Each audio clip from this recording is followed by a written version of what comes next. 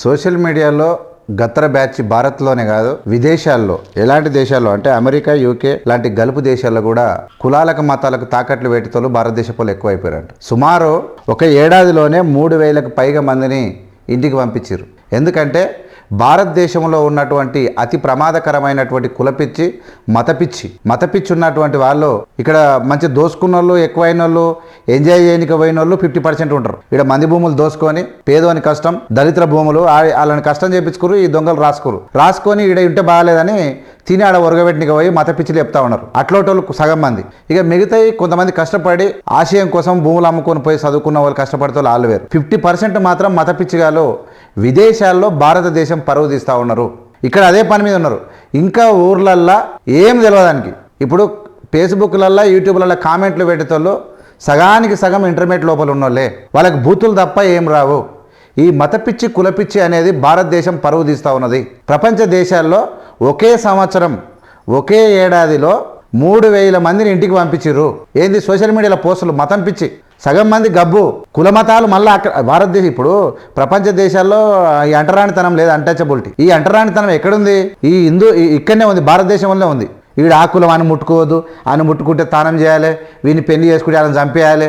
ఇవన్నీ ఈ యొక్క ఏమిట్లా ఉందంటే ఈ విషయం కాళ్ళ కూట విషయం కక్కేది ఎక్కడుంది తెలుసా? భారత్లోనే ఉంది. దాన్ని పెంచి పోషించేది ఎవరు తెలుసా? బీజేపీ. అదే మత స్విచ్ విదేశాల్లో పెడితే 3,000 మందిని ఇంటికి పంపించారంట.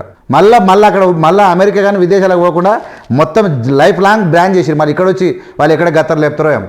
ఇలాంటి వాళ్ళు ప్రమాదకరం. నేను చెప్తున్నా కదా, విదేశాల్లో ఉన్నటువంటి 50% ఈ భారతదేశంలో ఉన్నటువంటి సొమ్మంతా దోసుక తిన్నోళ్ళు మోసుక తిన్నోళ్ళే 50% ఉంటారు.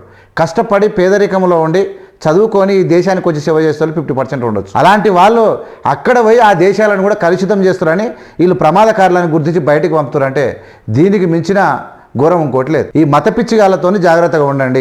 మతపిచ్చి అనేది ఇప్పుడు తీవ్రవాది అంటే ఏం చేస్తాడు? వాడు ఒకటి కాల్ చేస్తాడు, కూడా బాంబు పెడతాడు, వాడిని పోలీసులు కాల్చి చంపుతారు, వాడు అవుతాడు. ఒకడో ఇద్దరు ఉంటారు. ఈ ముస్లిం దేశాల్లో ఏంటంటే ఆల్ఖైదా బోల్ఖైదా ఏంటంటే వాళ్ళు మందిని చంపడానికి ప్లాన్లు వేసుకుంటారు. వాళ్ళని గుర్తించవచ్చు. కానీ వీళ్ళు మాత్రం సమాజంలోనే ఉంటారు. మతం మతం మతం మతం అని ఊతుంటారు. ఈ మతపిచ్చి అనేది అత్యంత ప్రమాదకరమైంది. విదేశాలను కూడా కలుషితం లేపి భారత్ పరువు తీస్తూ ఉన్నది.